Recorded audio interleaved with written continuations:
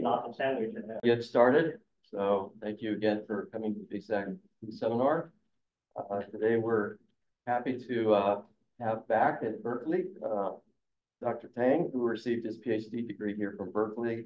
He was advised by Professor Boser at the time that he was here. His Ph.D. research was on developing an ultrasonic fingerprint sensor using PMOT technology, and he'll probably tell us a little bit more about that today. And at the time when they developed that technology, the company InvenSense that existed at the time was very interested in commercializing that technology. And then since then, I think it's changed hands a couple of times. I think it's with TDK now, if I'm not mistaken. But currently he serves as the CTO and co-founder of a startup company called UltraSense Systems, which he's also going to tell us about. And he'll talk to us, I think, today about his journey from Berkeley into the startup world and the lessons that he learned and advice that he'd like to share with you. And with that, again, thank you, Dr. Tang, for coming back to Berkeley. Okay. I used to stay right there, and I remember we took lunch first, and then we started to eat it. This semester. No, it changed. Okay. This is fine. It was from COVID. You weren't supposed to eat like that. Okay. Okay. Sorry about the topic. In fact, the topic, making the topic is actually the hardest one. So I'll be very upfront with you guys. I use ChatGPT here right now. And let's get started. Okay. This is the first thing I want to show you. The first part topic I want to talk about, like, basically the idea. Our training in bsac is actually really great for SAR comparing to maybe other team, other department, or other center. And I kind of draw this conclusion with the other my netmate, this guy, Richard Pizzabilla, if you know that he used to come here also give a talk. This is my advisor, and by the time of graduate, I was kind of trying to make fun of him. I make fingerprint sensor, so I use a PDMS to create a phantom and then make an image of him with my fingerprint sensor. So, and the other professor who is now in Northeastern University is Professor Dave Morsby. So our two teams interaction is actually like Professor Horsey's team made events, and then we make CMOS and we combine together to make something new. But the point is, I kind of list out maybe the last maybe 10 or 12 people who graduate.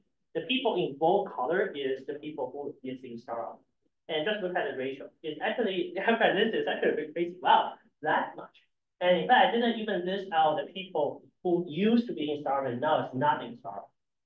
So I can definitely probably won't find that big ratio in BWS. But why is that? So going to talk about kind of like what I saw and maybe what Richie saw. By first introducing who is not here yet. Oh, he's here. Okay, so we need to first talk about this company and probably the most successful company out of bsac started recently, Chirp Microsystems. And treat us, your people here, you want to work on a startup, definitely talk to this gentleman, is your role model. They founded in 2013, and then they make this kind of 2D, starting with a 2D PMOT array, making a rangefinder, and this is an excellent picture, like showing how capable this device is with PMOT. And in the end, that's the story. They got acquired by TDK, the really successful exit, and which is all the startup is looking for. So that's, you already see a great example, like, okay, a group of bsac people, including my almost like core advisor, bsac, by bsac, start a company and make a successful exit. And since we're talking about bsac, I want to give you a few more examples. Definitely need to introduce Professor Li Wenling because one of our co-founders, Sina Bari, is also from Professor Li Wenling's group. And later on, we're going to talk about why we feel piezo or PMOT is a really good technology to form a startup. But more than that, actually, since we're talking about piezo, I of course want to introduce Professor Michelle from Harvard, and now become the CEO of IOTA Bioscience. If you don't know this company, I will just show one thing. They founded around, I'll backtrack over 2020. They founded around 2016. Then it takes 4 years to get 176 million assets. Really, really good. And they were working on using piezo to do drop delivery. You can Google this company. For now, Professor Richard Barber is still working out at BioSense. They get acquired and keep working on the current technology. One of his most famous students, maybe you don't know him, but I'm going to show you a very interesting picture I take myself. The right-hand side is him. The left-hand side is probably who you know. So DJ is a co-founder of Neuralink. Even so, it's not for piezo, but the story was like Elon Musk come to Berkeley, talk to him, and found the Neuralink company. So you heard lots of successful stories. Now, maybe they are too busy, so they're going to talk to us back to this. Nobody. But I want to first show you a few examples, and now we discuss how come the ratio is so high. So many people go for startup, and then we already see a bunch of successful stories. We will start with, I think everybody is working on something like that every semester or quarter after that. Poster. This is my poster of the year when I graduated, probably the last poster, I think. The point is not about like you detail the poster and it's too busy, so I'm going to divide it for you. This poster shows pretty much 3 categories, and that's actually come to the key of what I want to talk about today. Left-hand side is you see a chip with MEMS and CMOS, non-monolithic. This one is actually wafer bonded. You see a MEMS picture. You see a board. You see my finger. You see an image, and then you see like a fingerprint image doing some kind of spoof detection or something. The key is this is all showing in one poster. And now we divide down a little bit more detail. The first block telling you, okay, so there is a MEMS design. Everybody here probably, a lot of you guys are MEMS expert. So MEMS design, of course, is not as simple as just doing some simulation. It also includes you go into clean room and then do a lot of fab stuff, developing the process and working on like golden sample. Professor Berhab also lab in the end is actually a circuit lab. So my main work, maybe majority of work is working on this circuit design. And for students does not have a layout resource, so we do a layout ourselves, right? The second picture is telling you we make a PCB. And then we make this PCB control a chip and then capture a fingerprint image. I am from Professor Barbosa's lab again. We are not really working too centric on digital circuit design. So the digital part is done with FPGA and microcontroller. So you're also working on FPGA and microcontroller coding. The last page is an image, right? Chip does not output an image directly. It outputs some kind of waveform, some kind of data. You use some kind of algorithm software and all the way to show an image, and then you design some algorithm to tell, oh, this is a fake image, so you output an error. That algorithm. And then eventually, we even design some kind of algorithm to detect like the inner layer fingerprint, and then do some kind of, those images actually after some kind of process. The raw image, of course, is not going to be that sharp and that great. Okay, so I talked quite a bit about my poster. Now, hope maybe you already get this. What I want to say is a poor PhD student gets to work with, you are here. I think you are here. Well, that's pretty bad, but what I was just talking about, actually, you can find that the difference between what I feel, person in bsac versus a person in a lot of different group I know in Berkeley or not Berkeley, is that very interesting if people in bsac get to work on one project, you get your BPN number, and then you lead this whole project. And then this whole project does not mean just like you make a sensor and this in my case, and then in lots of my friends' case, you eventually build a demo. And then my story is that eventually I graduate, and then that demo get immense interest, and then they're grabbing out to commercialize the product.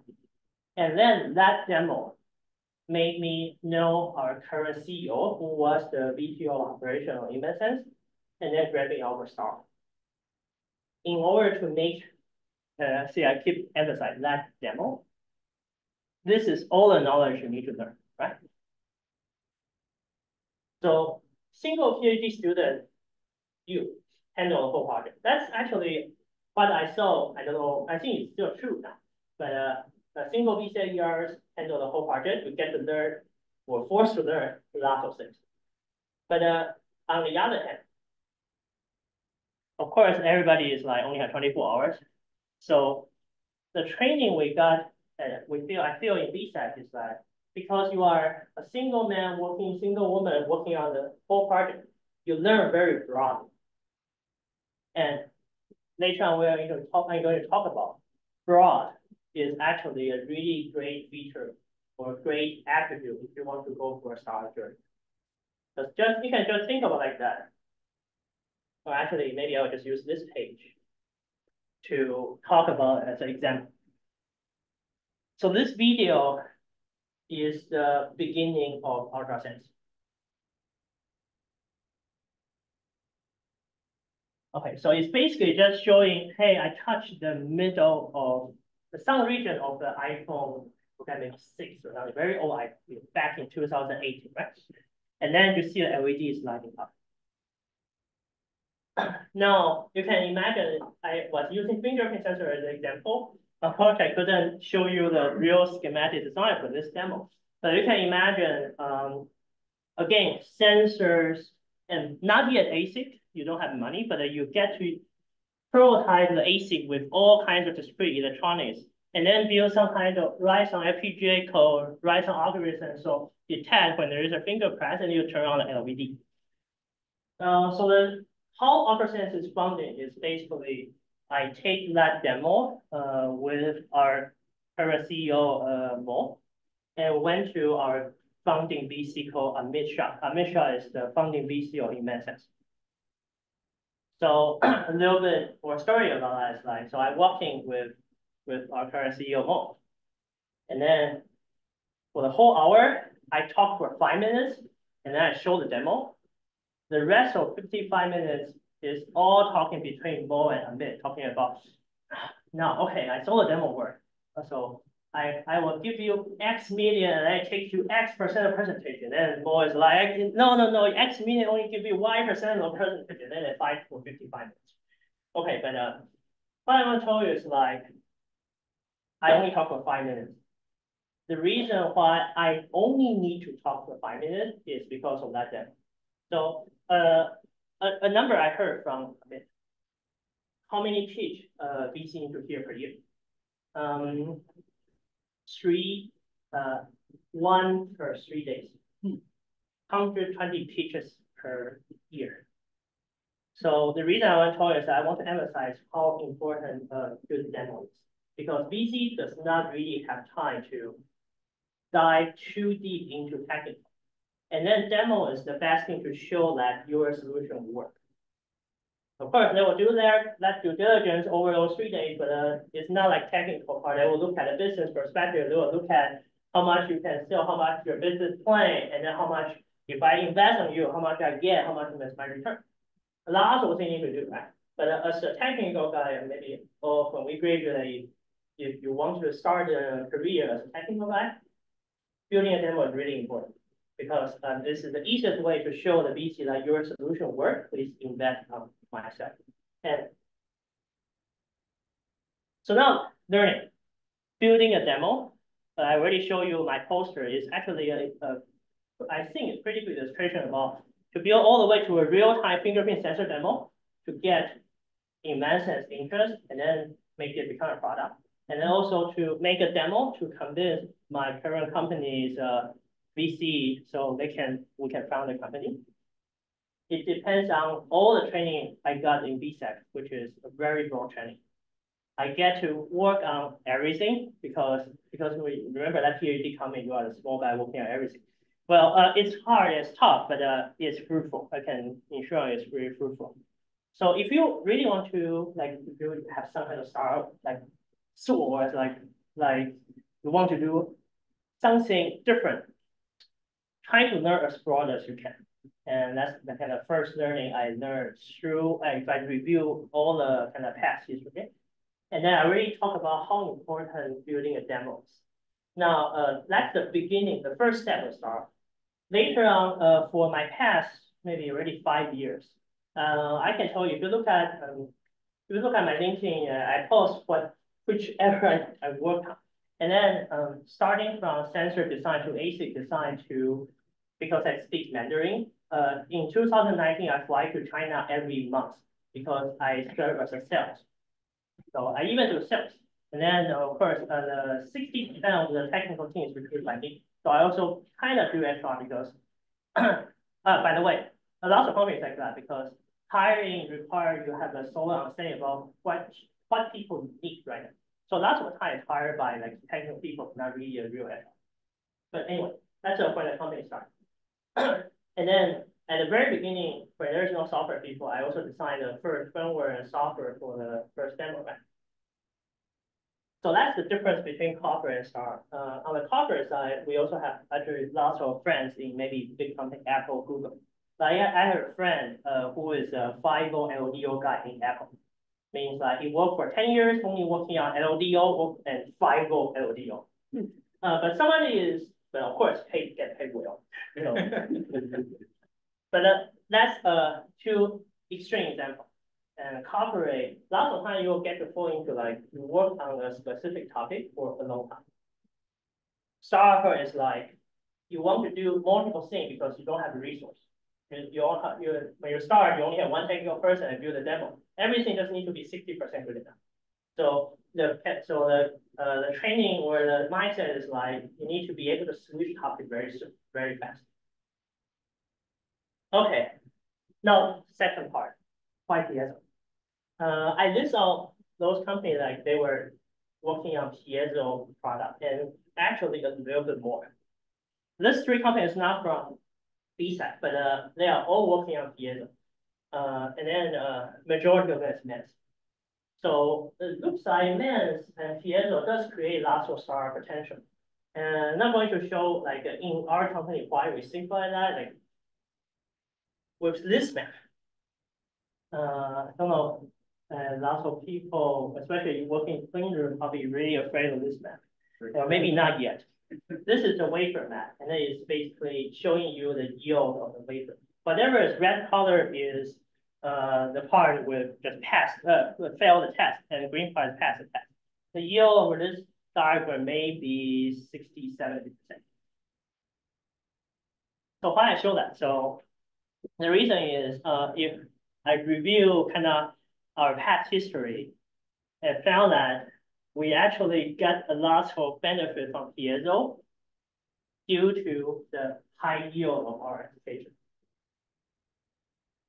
So now let me first give you another counter example. You guys consider 60% to be high yield? No, No. this is not this is bad. Okay, maybe we'll start with this two very successful companies. But why I intend to give you these two successful company example is because if you look at their history and look at the time of their first sale, it's actually maybe more than 5 years. And then the company reached their kind of mature and then grow up stage maybe around 10 years. A long, long time. Why is that? So just look at this number. This is gyroscope, resonate base. This peak looks to be wide. Oh, just look at this number. We are talking about 10 hertz difference out of 16K hertz. So it's a very narrow band transducer, which requires very tight frequency control. Right hand side is another example. And also a great company now is already public, Cycon. It also takes them a lot of time to make this 1.5 gigahertz resonator F-bar with very nice tolerance control, so every part reach the same resonant frequency. So these two applications showing you that this is actually, eventually they make it. So the key is like, don't want you to get this example and say, okay, so the other way doesn't work. The other way does work. If you choose an application which requires very tight frequency control, process control, it will still work, but lots of time, it will take a long time for them to mature. The reason is, now, if you work with the MEMS guy, we work with Foundry. Foundry, they are already pretty, to some extent, they are already very big. So if you, as a, like we are a small startup company, you want to ask for Foundry to tune their process to some extent, they might not even care about you because you are just a small one. And then change Foundry process to them is a big deal because they also have other customers, blah, blah, blah, blah, blah. On the other hand, so I'll just show you the thing I can show fingerprint sensor example with the research paper with my research paper. So so first we look at the bandwidth. So the fingerprint sensor we make, PIMA, the bandwidth, just talk about quality factor is around 3. When the gyro is like 1,000, we are like 3. This actually means like if you have a gradient just like wafer map I showed, it's actually not affecting that much about the resonant frequency of the device because it's already very wide. The other really great thing about this fingerprint sensor is if you look at this image, basically you care about whether it's ridge or whether it's valley. What you care is actually not frequency. What you care is amplitude. So you look at the paper example is like, yeah, there is a way, and then this way, of course, is way far from like a high Q resonator. But what we care is amplitude. And this amplitude does not need to be quite exact. As long as it shows a great difference between fingerprint ridge and fingerprint valley, then that's good enough. So you can see these two examples is like the first example. Again, they are great MEMS startup company. They are very successful. It's just like it is pretty hard, and I am not that smart, so I kind of pick the easy route. It's like I end up with picking an application which is less dependent on process. And then later I learned that, wow, it actually gives us a lot of great benefits. So the benefit example is like, I'll just talk about our company example because I couldn't talk about it in sense. So our company, UltraSense system, just later I'm going to introduce that, but we do ultrasound touch detection under metal. So it's kind of similar to fingerprint. To me, I only need to detect whether my finger is touching. It's like a 0-1 measurement. The first chip we have about 2019. The first MP we got is 2021 January. So that's in 2 years. And then the first chip we got with 95% of yield. It's not because, again, not because of we are good or the foundry is good. It's solely because we pick an application which is less dependent on the foundry variation. That's our learning. It's like, so when you start, you have some idea to try to do a startup company. Now, unfortunately, the reality is foundry is tough to deal with because they are very big already. And then they might be reluctant to change their process. And then their process, just like our application, to them, they have plus minus 20% of a doping difference, but it's already good enough for other applications. And if you ask them to make it plus minus 10%, plus minus 5%, they might not willing to do that until you become big enough. So last of the startup I was showing in the previous list, actually, we found that they are all working on relatively, let's say, loose spec application. They don't need this thing to be exact that timing, exact that frequency. They are looking for some kind of relative measurement, just like fingerprint sensor look at the relative measurement of finger read and finger value, just like our application look at touch or not touch. It's not a measurement you need to have like linear, like X LSB versus X amount of signal or something like that. Okay, so learning. Our learning, not to repeat too much time, but variation of the MEMS process will take a long time to mature. And that is not a technical reason. It's mainly because there might not be enough business case for the foundry to help you optimize the process. So to get the try to be like I not a guy try to take a hard ride, try to take an easy path. Take a relatively easy application to work with the foundry as a starting point. Like fingerprint example, relatively high bandwidth low Q. So low Q make the whole wafer more like more tolerant to the wafer gradient, so the resonant frequency shift does not affect you too much. In our case, we care about amplitude but not resonant frequency. So and then we care about only relative amplitude but not absolute amplitude. So that makes the whole thing easier. Finally, this learning is our learning. Treat it as an example. Like every kind of like a task shouldn't be duplicated. It's all based on his own history and own his like right timing. Just need to remember that my main learning is pick an application that's easier for you to handle the boundary variation rather than try to squeeze boundary to meet your application. And you can interpret it whatever you want in your field. I just use piezo as an example. All right, finally, our story.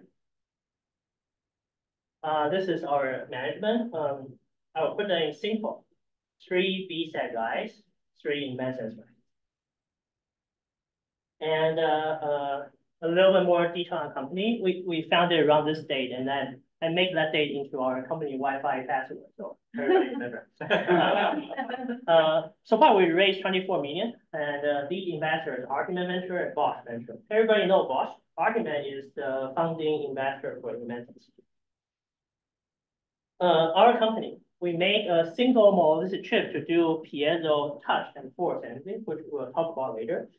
Gradually, we also start to make module. Actually, more like module, PCB module, and then also make this whole assembly solution. For now, we are in automotive, but later I'm going to tell you a lot of story about our past history. We are in automotive in those regions. We are in door, we are in steering wheel, center console, and we are in the outside control, like your door handle of the car. What does this chip do is, this chip, on top of the chip, there is a PMOS array which emits ultrasound. And there is 4 piezoelectric, we call it piezoelectric strain sensor to detect the deformation of the chip.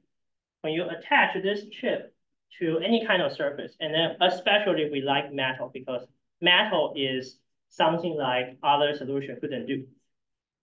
The chip will emit ultrasound and then reflect. When there is a finger touching, the ultrasound will get absorbed, and then the signal amplitude goes down. So we know there is something is touching.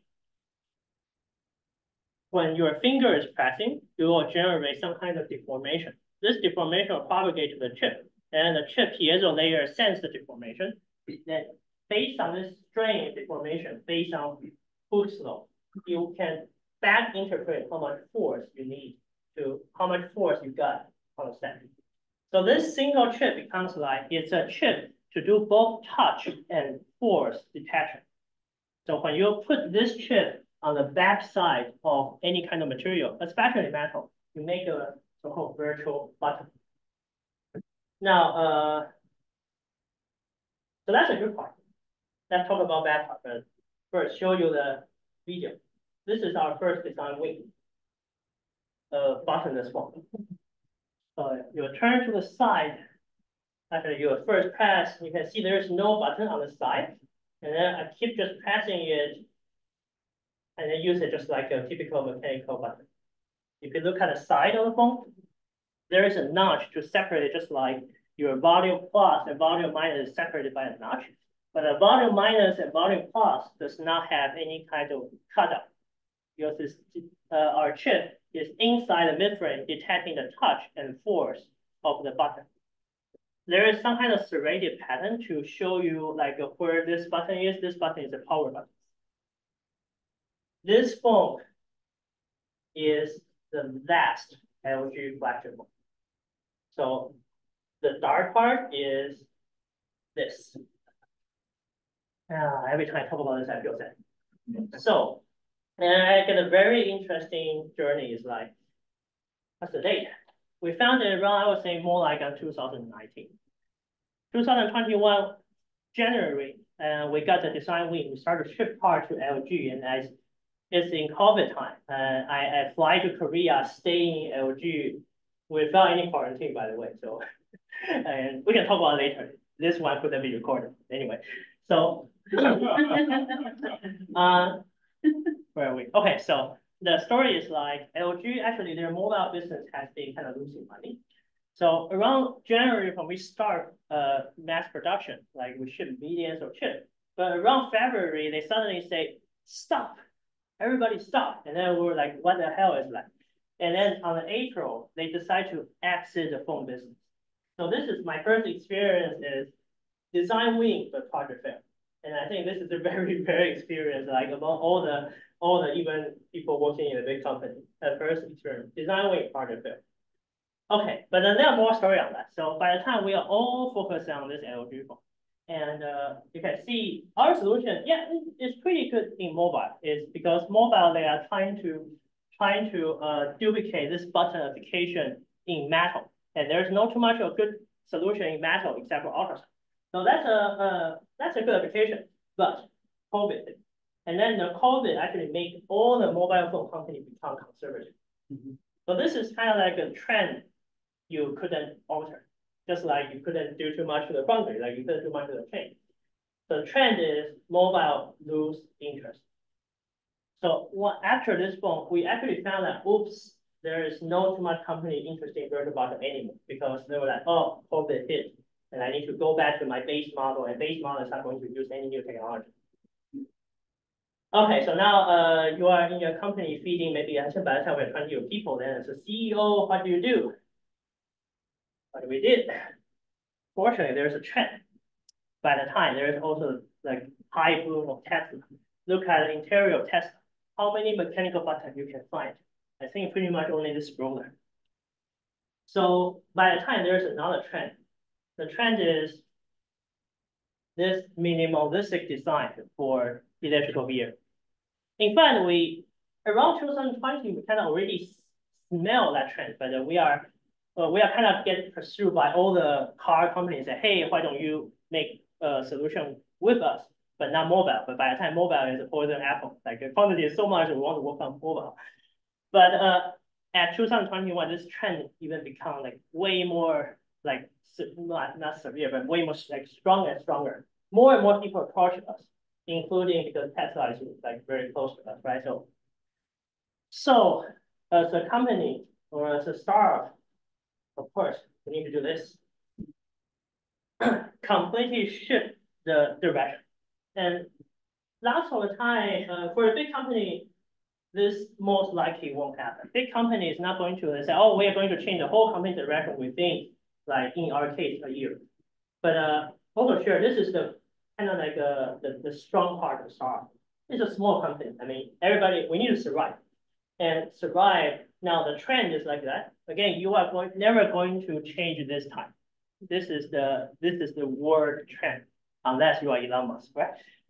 So what you need to do is follow the tide. Okay, the tide is minimalistic design for EV, so we follow the tide. The tide is hard to ride. You will get lots of challenge. The first thing is actually relatively easy, to be honest with you. The temperature spec for the chip is a lot worse for automotive. And then, not going to the detail, but automotive, you need a much safer design. So there is other regulation like automotive functional safety, and we call it ASIL. You need to design your chip some way and then write your document some way to follow the rules. But that's actually not the worst part. We found that the worst part is automotive customer is very different from consumer. They always want to see something close to final. So our experience with mobile is that you give them a chip with a board which is full of jump wire. They don't care because they are so used to this kind of like environment, like working in scratch. But automotive is like traditionally they are more conservative because for a gas car, a model will take 5 years to mature. So it means that you design this, it takes you 5 years to reach mass production. EV makes this cycle a lot shorter, but it's still conservative. Conservative make them think about, if I want to use a new solution, it's better to be almost close to plug and play. So I know how to use it. So we are doing touch and force detection, and look at what we did. In order to do a virtual button, present a virtual button to the customer, we designed a calibration robot. It's designed by our company. We designed a calibration robot to show that, hey, use our solution, build a module, we can help you to calibrate like this, and then we will give you this machine for free. We designed a robot. We simulate all kinds of haptic feedback. Haptic feedback is what? It's like you have a phone and then you can try to press your iPhone, get a buzz. That buzz makes you feel like you are clicking the button.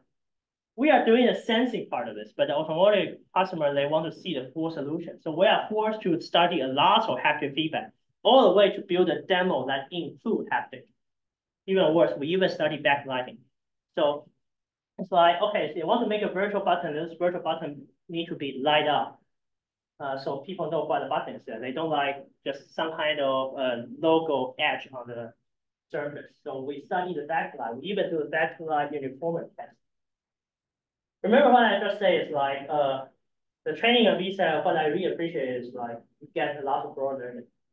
So now that broad learning will make you also be more, say, versatile, be more willing to jump to a completely new domain, like study how to make a light pipe to make a backlight uniform, and study how to make a big robot with PID control.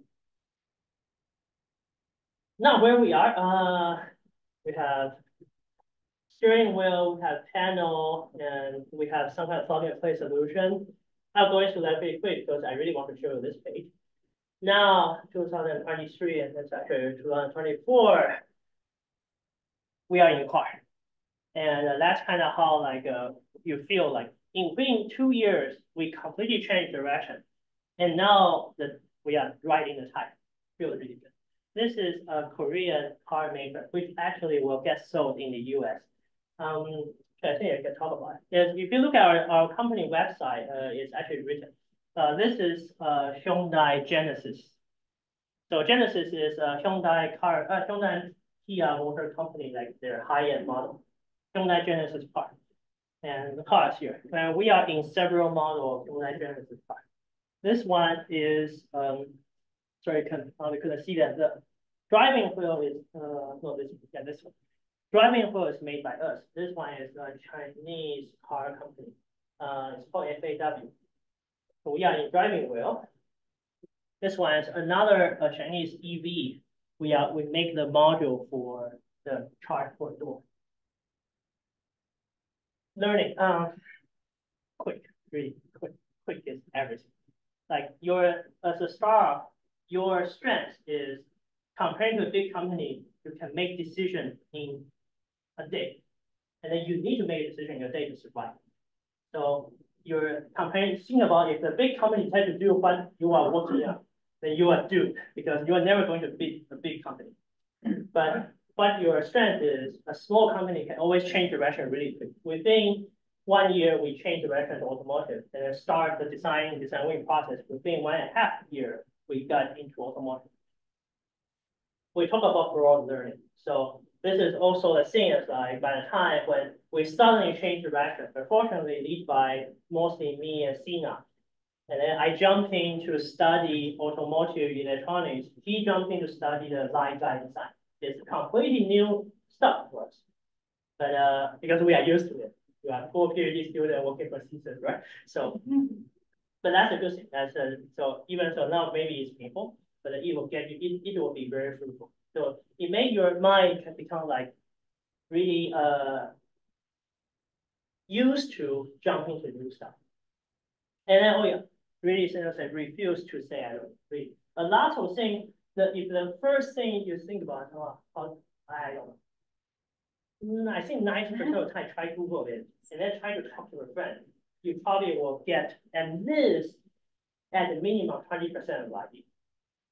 So like single as we are at Berkeley, right? We are at bsac. You guys are all really like top-notch students. So if those problems you couldn't think of that, then there's no other people to think of. So that means none of the problem is really that challenging. Really, you need to have that kind of faith, that kind of that kind of faith to that we can solve all the problems because we are from bsac, and then we got really good training that we are not afraid of any new stuff. And then finally, right time, like just like the trend of COVID, just like the EV.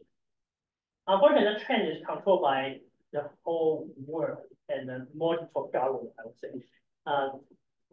We small guy couldn't change the tide, but we can always detect there is a tide going to just rise, and then we ride it. Be quick, and then try to jump in and ride it. All right, finally, last page. Connection. In fact, this whole thing, so far I only talked about 30% of what I want to talk about, believe it or not. But so please add me on LinkedIn. In fact, one of the reasons I'm here is because I really want to know more people. 50% of technical team recruited by myself, and then I got it all from LinkedIn. Like my friends, like Phil, my friend, peers. So that's why we have so many people from bsac. So I also want to know you guys, so please add me on LinkedIn. And then I only talk about 30% of what I want to talk about, because now I'm going to say something maybe it sounds crazy to you guys. All right, as a CTO of a startup company, I think technical issue only take 30% of the success rate, but the other 70% business. And I don't have time to talk about this, but I will give you a really, really good pocket. Like, I think you'll get my slide, so you can remember this one. Just like this, YC essential startup device. With a limit of time, I can tell you every item. Now look back for my 5-year journey. Almost every item is so true that I feel this is almost become a Bible. A lot of that might feel weird to you, completely normal because you haven't experienced that. But you can go to this website and then check the description. If I really go through it, I talk about too much secret about our company, but I can tell you just like a lot of the things or a lot of the loophole described here we used to face it, and it's very, very true. All right, thank you. This is our recent company kind of celebration. It's like celebration for my second kid, baby shower, and my wife and my first kid. I just want to show my daughter is really good stuff. Okay, thank you.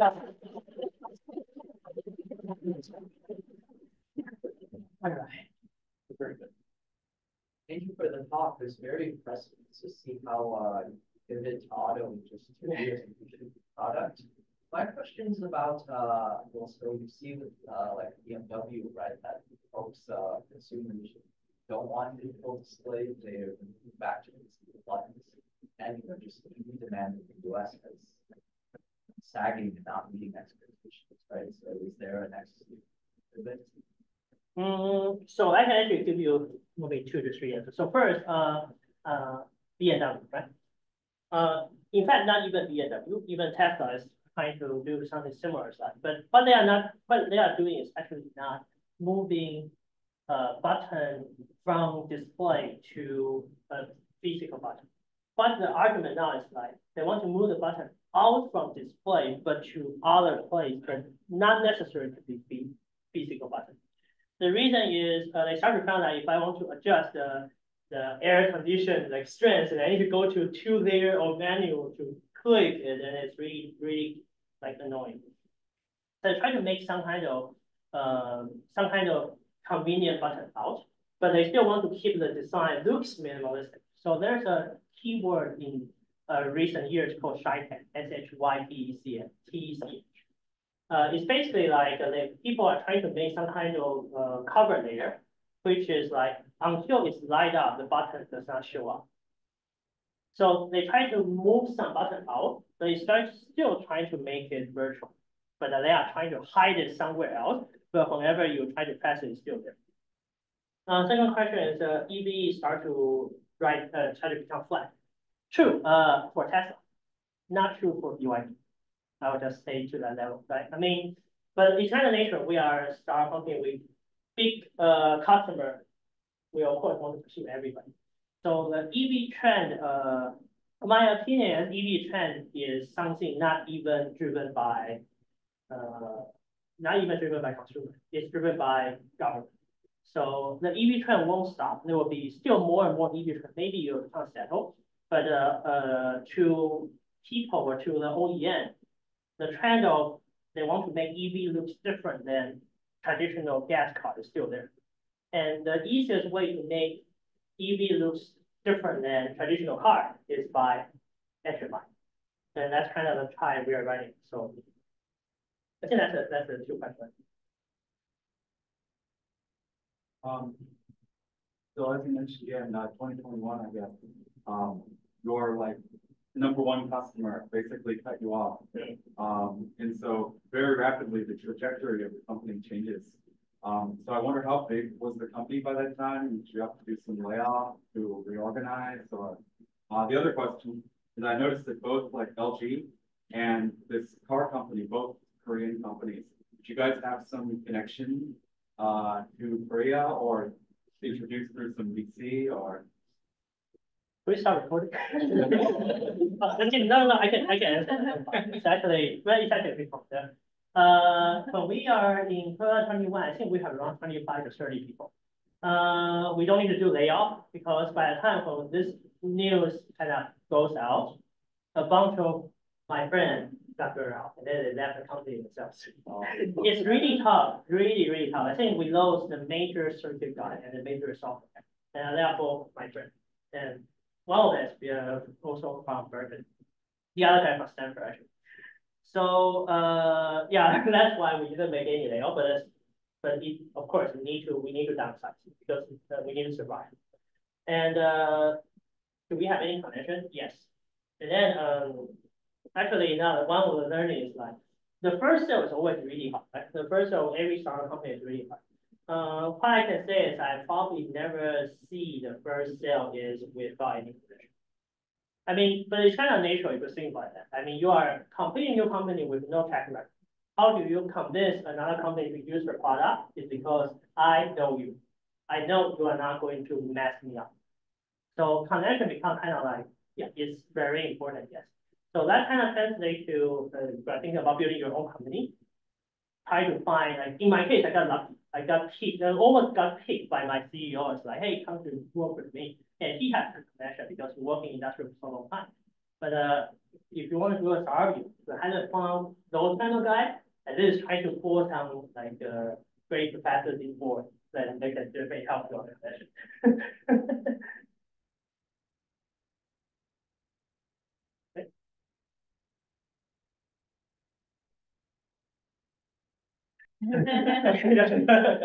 I just got curious when I saw the ultrasound going into the finger. How, do you have to worry about what happens to the ultrasound in the finger? Is there some power limit to how much you can? Yeah, actually so there's actually a regulation. So the regulation talking about how much ultrasound energy you can emit in medical. And then by the time I think we just calculated, oh, we are 3 orders of magnitude off, so we are fine. Yeah. But in the end, people doesn't really care your fingerprints. They don't really care like whatever the secondary term is. They care about penetrating through glass, penetrating through screen. So, but yeah, so there's a regulation, but we are way better with that. Similar to Laura's question, so you guys made the pivot from mobile to automotive, and it sounds like you were approached by automotive companies before we made this pivot, right? Yeah. So did you reach out to them immediately after you knew mobile was shut down, or did they already reach out before? How did you make yourself present in that market? Did you go to like a trade show, or people just like heard about you, heard about and show? So I will be upfront with you. We are lucky. We are lucky, but we got approached by automotive customers. And then 2020, we focus on mobile, so we don't really bother to work with them. And then 2010, get a business, hey, I am blah, blah, blah company, how come you don't work with us? So we got lucky. It's not that hard for us to make this change. So if you look at, for example, the existing customer pipeline, and then based on the previous proof of concept build, we already have a list of automotive customers waiting for us, versus, for example, IoT versus, for example, industrial. So it becomes easy for us. We got lucky because the trend is there. So it's not like we really approach automotive customers. But to some extent, the basic thing we should do, like the 10 ratio, of course, we need to do that. And then try to ourselves go to Europe, go to Detroit, go to Korea, China. Yeah, of course, you need to do that. You need to put this. I think my boss called put the seed in there. Let them at least be aware there is a company working on that.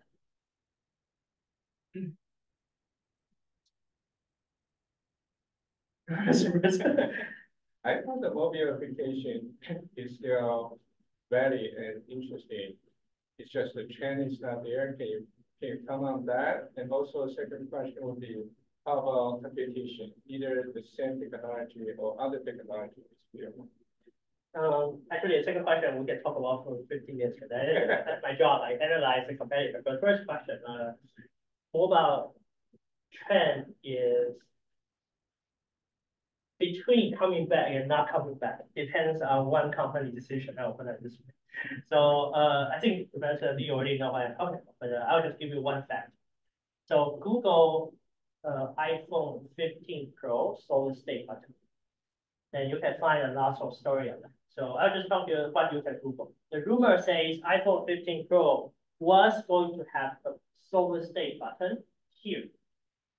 And then now you Google iPhone 16 Pro, they were going to make a camera capture button, which is also solid state.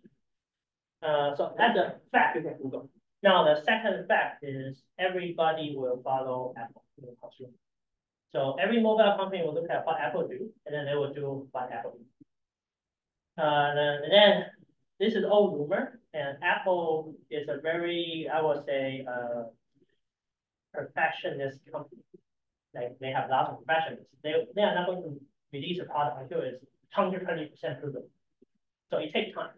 So whether they announce it, decide the whole world trend. So that's why I say it's between there versus not there. Now one step forward. So as a startup, what do you do? Try to be prepared. Be prepared to switch when the tide is there. Now competition. This is actually one thing we also learned from automotive side. So one of our biggest competition is actually strain gauges, because strain gauges, if you don't know, can Google STRAIN-GAUGES. Strain gauges made by resistor, they can also detect deformation. People use that to make virtual buttons. So that's one of also the reason we switch to automotive and get a lot of traction, because strain gauge actually couldn't enter automotive. A simple reason, strain gauge does not exist too well in high temperature. Yeah, so when all the way to 85 degrees, strain gauge start to fail, and then they start to don't have too much of option. There is another MEMS company called Next Input, also found by our apps, in MEMS people, and they are also MEMS. They are more working on the piezo resistor MEMS, but because they use MEMS process, then they can withstand high temperature. They are also in automotive. So we have a lot of story between us and them. But the story is like around 2020, I forgot, 2021, they got acquired by Provo. The rule of thumb is once a startup gets acquired, and nobody going to work hard. So that's also maybe not good for it, but anyway, that's what I see. Maybe not true for the people sitting here. But yeah, but that's one for the Provo battle. We can see a pretty strong like downhill for their kind of trend and their share the moment they get acquired. We got more insider news, and we know why is that, but maybe we can talk about it offline. Yeah, last question. So speaking of strain gauges, do you know how well this ultrasonic technology works in composite materials like I will give you an example of like, so think about this way. If power permits, there's really nothing ultrasound couldn't penetrate if it's solid. It can do the imaging into my fatty body, right? So all the way to this composite material, right? So it's actually an energy part. Like in automotive case, energy is most likely not an issue because you have a battery burning 800 watts to drive an EV. So nobody care about 1 milliwatt versus 1 micro. So composite material, we can still work on it pretty well. In fact, the majority of our ultrasound application in automotive is composite. It's like a plastic layer with a metal coating.